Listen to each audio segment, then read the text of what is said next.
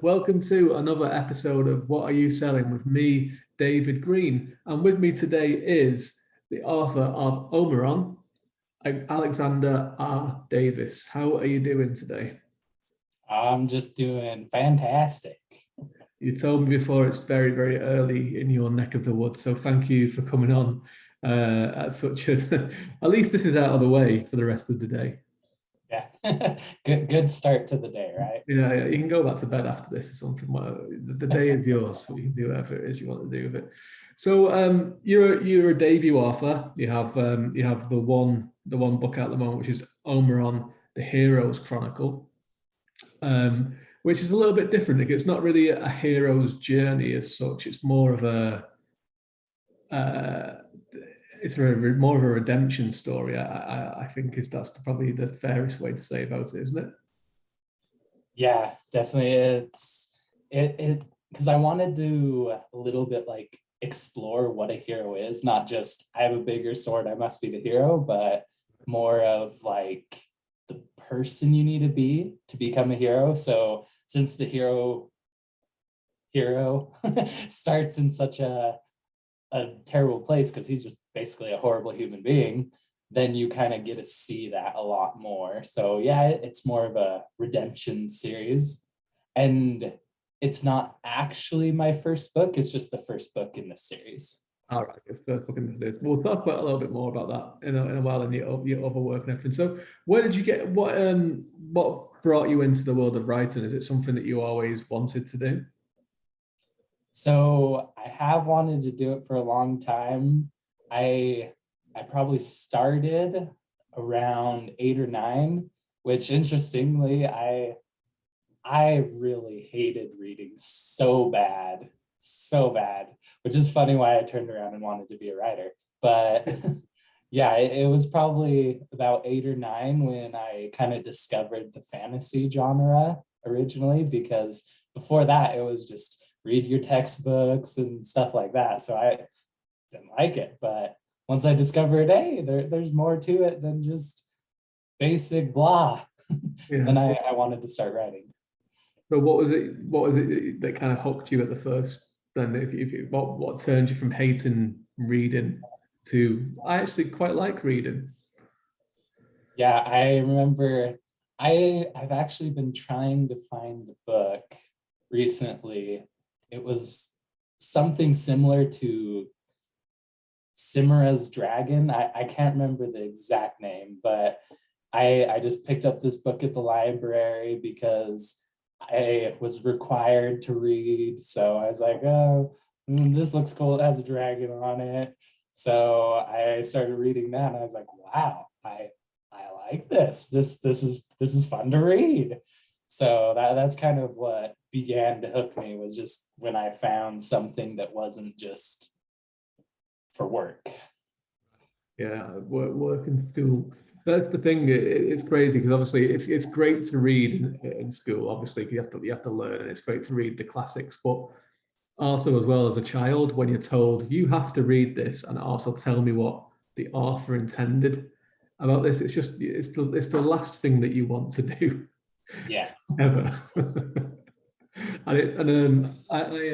One of my favorite books of all time is Hyperion by Dan Simmons, which is basically like, the structure of it is based on the Canterbury Tales, but I studied the Canterbury Tales at school and I hated it because we had to study it and we had to look into it and it wasn't finished, so it wasn't what they are. And it's like, how do you judge what an author from the 16th century intended? Yeah. They didn't even finish the book, right? But then, I obviously really enjoyed the structure of it because I like Hyperion. So maybe I would have liked it if I hadn't had to read it for school. Yeah. No, makes sense. So you picked up the book with a dragon on it. So obviously that shows that covers do mean a great deal to people, which is one of those things get the good cover. Where did that lead you then? So did you start doing, going into the classics, or what things are your favorite things to read? So I that's hard because I like to read lots of stuff now. But I just the epic fantasies will always hold like a dear place in my heart, those epic fantasies, because it's just something that's so different than normal life. It's it wouldn't happen. You don't walk outside and suddenly your arch nemesis appears and you have to go on a big adventure. That usually doesn't happen. So that's something I'll always hold dear to my heart, is the epic fantasies, and that's where I more started going, is just into those fantasy worlds. So it's like Tolkien and Robert Jordan, that sort of stuff. Perfect. Yeah, Robert Jordan is actually, it's hard to say, but probably my favorite writer is Robert Mine Jordan. too. Mine too. Yeah, yeah, mine too. I actually we do on this channel we do a Wheel of Time show as well. So Oh, for people that are watching at home or listening, if this is your first time, I should do this at the start of the episode, but I always forget. If this is your first time on the show, please subscribe to us. We do more offering interviews, but we also do have a Wheel of Time show on here as well called Ease the Reader, which is a read through series. But we also talk about the TV show as well. But we're up to the Shadow Rising at the moment. And where it is I've read the Wheel of Time. I'm one of these people that started reading it quite early on. And then every time there was a wait for another book, I would read the books that were already out again. So just get some rereading them and rereading them. So I'm one of those kind of people. And the other person on the show has never read them. So it's like I get to listen to his insane theories about stuff that he's got, which is great fun. It reminds me of back in the day when we would be on the internet with our insane theories about Wheel of Time. there you go. And it's always fun to listen to someone who it's their first time. So Yeah, exactly. Yeah, exactly. But it becomes an exercise in biting your tongue because it's kind of like, I can't talk about this because I'm going to spoil it. So yeah, that yeah. yeah. Did you watch the TV show? I actually haven't watched it yet. It's on the to-do. I'm kind of scared to watch it, honestly, because I love the book so much. Right. And just I've only seen a couple books made into movies that are good. So I mean, it could do a little better because it's a series. They have more room to put stuff in, but I haven't watched it yet. I'm a little scared to do it. It's quite different in a lot of parts, but it has the key parts in it as well. I enjoyed it, and I love the book as well. But also, I've worked on adaptations, so I'm kind of always like, this is different, it's fine, don't worry about it. But I know some people can't do that. So Yeah. my best friend to this day hates the Lord of the Rings movies. He's just like, I just can't watch them. And I'm like, you're insane. You're actually insane. That was one of the good adaptations. Yes. Yeah, which again, but I always say to him, it's very different from the books as well. Like Yeah. there's it's hugely different, but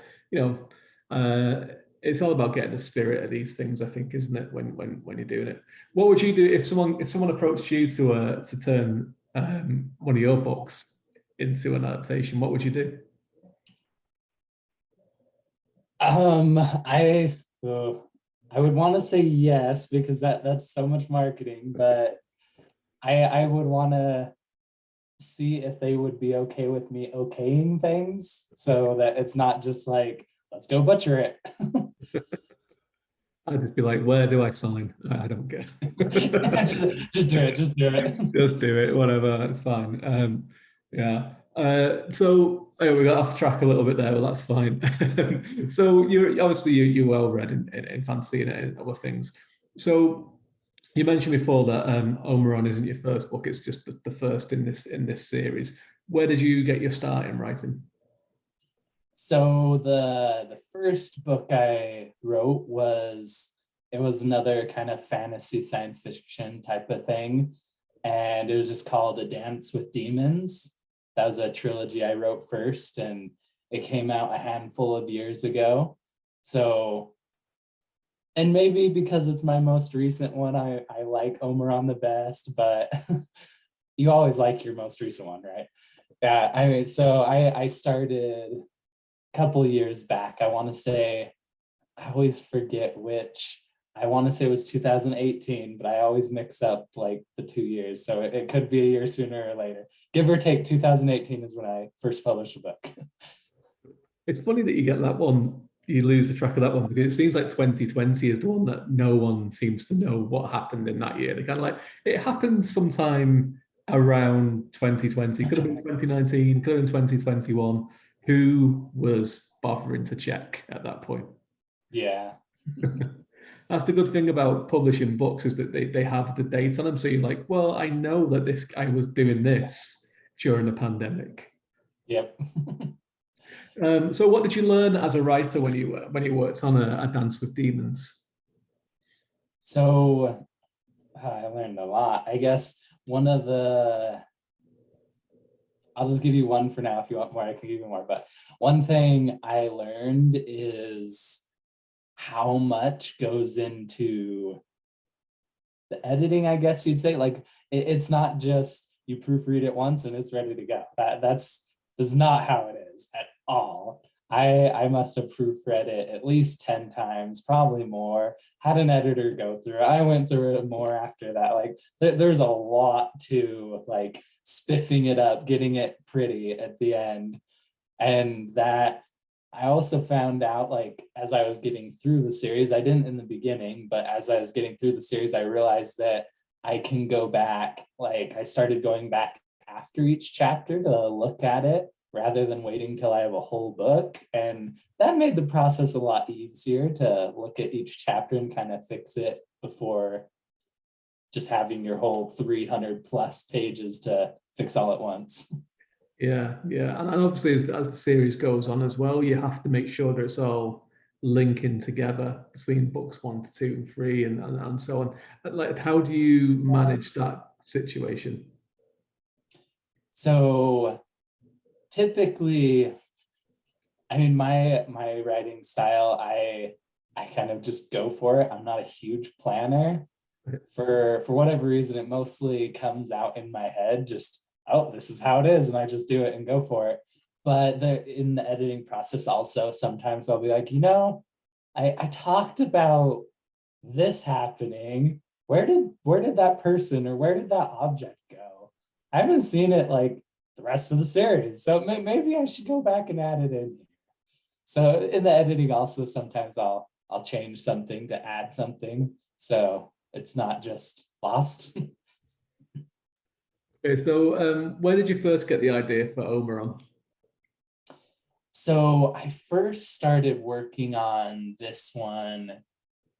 It was actually while I was, let's see, I'm trying to figure out like what actually sparked it.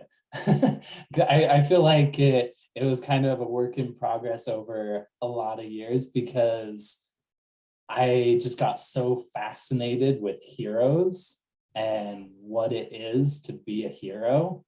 And I know about the time I was beginning writing it, because it took a while to write it. I was beginning writing it is like when Marvel started getting really big. So here's a bunch of more hero things going on, and that whole thing exploded. But I wanted to, as I was seeing all these things, I felt like some of them did a okay job at like showing the character of a hero, but it seemed like most of the time it was just who's stronger, who's smarter, who can outwit who has more friends, just that type of thing, where it's more the outward rather than the inward. So, I mean, there's still a lot of outward stuff. It's an action adventure, but it just looks a lot on the character as well, because I feel like, and maybe this is just my personal opinion, probably is, but I feel like even from these fantasy things, like we can learn a lot about life and how to be, because I personally, I've learned a lot of morals from books, and maybe that's stupid because a lot of them were fiction books, so maybe they weren't the right morals, but I've learned a lot of morals from books. I like, one of my nicknames was like the knight, because I would try to like act like a knight and be like chivalrous and stuff like that. So I just looked at him like, if I could look at this character, well, then maybe people can be like, oh, I like how this works. Maybe I should try that. So even though it's a fiction, it's a fantasy, it's almost like I'm throwing a little, hey, acting this way might be good. That's interesting. So, talking about heroes, why don't you tell us a little bit about the story for Omarum? Mhm. So I guess I always have a hard time talking about my own books without like just telling you the whole plot. Yeah. So when it kind of begins with this character who, like I said, he's kind of a horrible human being, but he gets the chance to either become a hero or die, basically is what it is. So not much of a choice, but he gets that choice of whether to die or become a hero for the people. And to do that, he has to fulfill all the prophecies. And at the same time, the reason he kind of decided is because there is a person he actually cares about, even though he doesn't want that person involved because he's afraid he'll get hurt. And it kind of is going through him trying to figure out how to be a hero, but not doing such a good job because he's a terrible person. And this other person who doesn't want to get involved actually starts kind of hunting him down. And that's kind of where the first one is going. It's him trying to figure out how to be a hero and trying to run away from someone he doesn't want involved. There's a lot more to it, but that's like the cliff notes. Give any spoilers, so that's good. That's good. So where does the it's obviously the first of the series. So how many books do you see in this series? So I'm thinking there's going to be 3 to 4 books. Mm-hmm. 3 to 4. We're not sure yet. in that zone. Yeah, it'll probably end up being 10 or something like that. Yeah, it'll only be 10 books later. Yeah. And how is the writing process going for book 2? So it's in the works. It's not going as quickly as it probably should because I got a little sidetracked making a board game that relates to the book. Oh, cool. So I'm doing 2 things, so it's not going as quickly, but I thought it'd be cool. Hey, there's a board game along with this book. That's cool.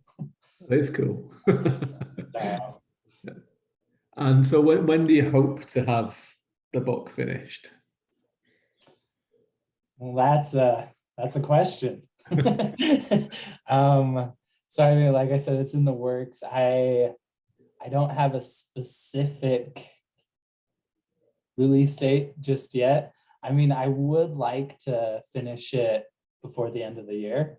Mhm. So like I would like to get it out this year, but I don't have a specific date yet just because I'm working on a bunch of different things at the same time. Yeah. Well, best of luck with the writing process on it, and best luck with book 1. Hopefully, it goes from strength to strength. Where is the best places to find you on the internet if people want to check out your work and want to keep up to date with all of the things that you're doing? Yeah, probably the 2 best places is, of course, Amazon. You can find me there, but also my website is a good place to kind of see everything that's going on. And that is SIR dot Richard dot D Davis at yacht, or it's not just .com. I was going into email mode, sorry. Well, everyone who's watching on YouTube or listening on Spotify or Apple Music, the links will be in the show notes below, so just go and check those out. And please say hello to Alexander while you're there as well, and check out his books. Thanks so much for coming onto the show and talking to us. So actually, I'm sorry, can I say one more thing? Yeah. Because like I said, I went to email mode. I totally went to email mode. I didn't tell you my website. I told you my email. So it's actually www.srabooks.com. So Don't email Alexander. Just don't email him. All right, you can piece together his email. Just he stops off a little bit, but just don't do it. Just check out the website. Thanks so much for coming on, and best of luck for 2022. Thank you. Bye-bye. Everyone who's staying with us till the end, thanks very much, and here's to the next one.